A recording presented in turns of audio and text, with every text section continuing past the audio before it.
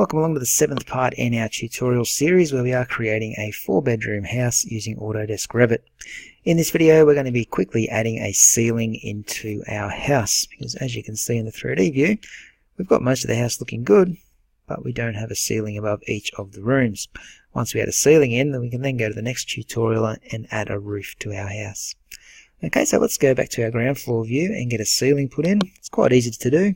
From your architecture tab, come across the ribbon and choose ceiling, and then you just need to go around and click on all the different rooms. You see that they highlight in red, so I'll start up here in the master bedroom and I'll click once.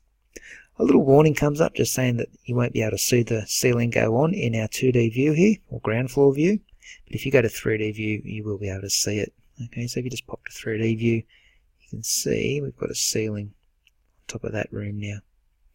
Okay, so just go through and just click, click, click, click, click, click, click, click, click, click, click, click.